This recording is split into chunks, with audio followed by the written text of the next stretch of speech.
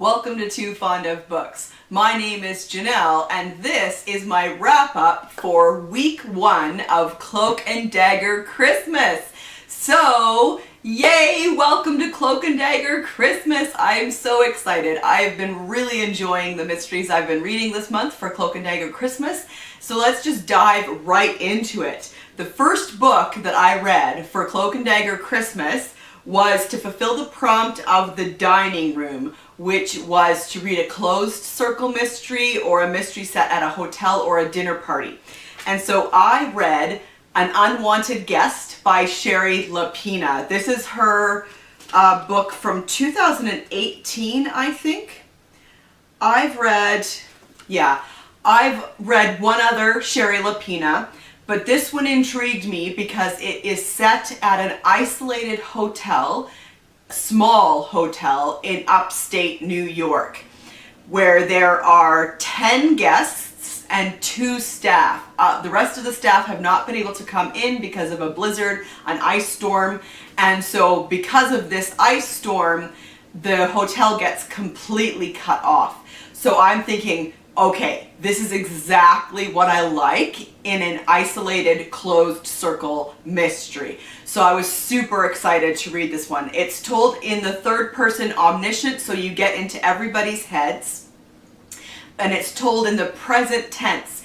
And present tense is a good choice, I think, for an isolated closed circle mystery, because present tense makes the reader feel the immediacy of the situation. And I think that's what you want in a good closed circle mystery.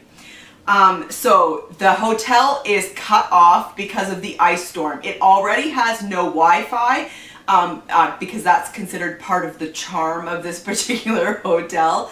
But because of the ice storm, the road is inaccessible, the phone lines are down, and also the power is down. So it is like, it's perfect. No way in, no way out. It's those 12 people and that's it. So the other thing that makes this great for that, what you want, I think, in a good isolated closed circle mystery is that tension, that never-ending tension, and you want it to build and you want to feel the claustrophobia of not being able to get out. And so another thing this author does that helps is to put this book in 48 hours. It happens over the weekend, 48 hours. And so all of those things should have led to a fantastically tense closed circle mystery. So I had a few problems with this. It had a nice start. You got a good intro to the characters and the setting of the hotel. But then that intro just took too long. It lasted for about 70 pages because the first body was not found until about page 70. And then what I want in a good closed circle mystery is for that tension to mount and to feel the fear and the uncertainty and the panic rising in the rest of the guests. And I think the author lost an opportunity there because the next body didn't get found for another 100 pages. So you do want in any book, but especially in an isolated closed circle mystery, you do want, you know, high tension, low tension, high tension, low tension. You want some areas of relief for the reader. Like, you don't want consistent high tension. I think that's just too much. But to make it 100 pages between the first killing and the second killing, you lose the tension completely, and you don't want that. All in all, I just thought that the whole book could have been more tightly plotted. It wasn't overly long. It was over 300 pages, but I just felt that it could have been more tightly plotted. I found it a little bit repetitive because the author went into everybody's mind, which she can because it's third person omniscient.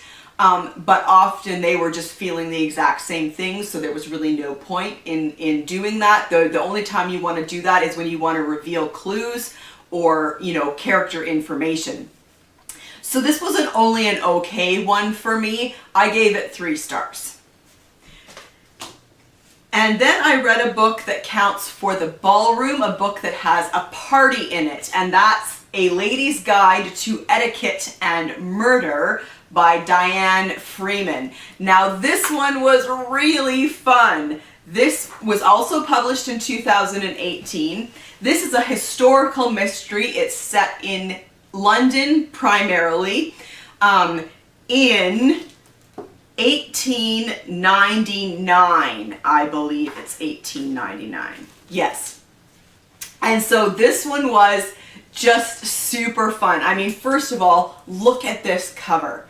I think it's great. So he's dropping poison into her glass and she's holding a knife. It's great. Okay, so the main character is an American who, with money, loads of family money, who married an impoverished aristocrat. So that was super common. That happened a lot. And so she is now Lady Harley. She is a countess. And when the book opens, she is just coming out of her mourning period. Her husband died a year ago. She has a daughter who is about 8, and she had been living in the ancestral family home, the Harley home, but her brother-in-law is now, is it a count? I think so. And is living in the house, and but like constantly demanding her money. So of course when she married her husband, you know, she brought a lot of money to the equation, but she feels like he is using too much or not well. Anyway, she has some money from her father that's hers to use, and so she buys a house in London and she goes with her daughter to live in London.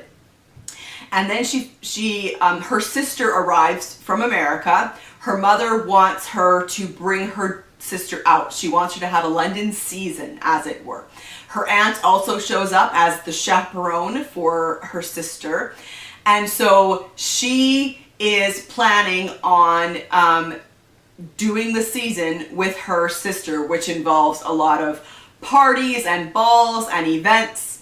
And so in amongst all of this enters an inspector who has questions for her about her husband's death.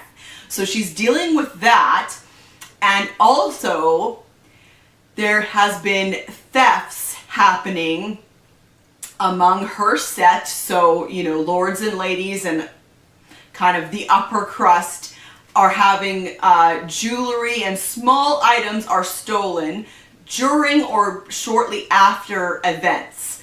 And so that is kind of become the talk of the town, who is stealing these items. And so she takes her sister to her first ball. And so that's why I use this for the ballroom, because there is definitely a party. They go to the party. It's a ball in a ballroom, which is perfect. And it's a long scene. There's a lot in there. And the hostess of the ball, her bracelet gets stolen during the ball.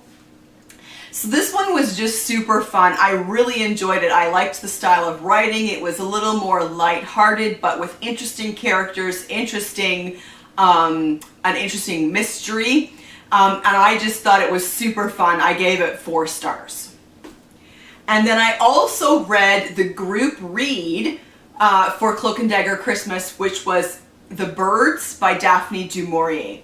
I've never read a Daphne du Maurier short story, but I will confess right this minute that The Birds is like kind of a perfect short story. It was so good. It was 42 pages, but it was like, it delved right into the action and it was relentless. I think it was just great. It was evocative. It was terrifying.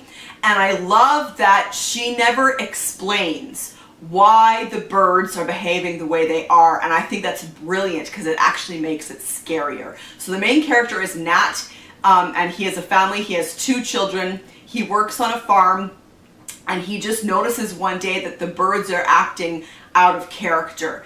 And then it just escalates from there, and it is so good. It's the story of one man desperately trying to protect his family in a situation that he does not understand.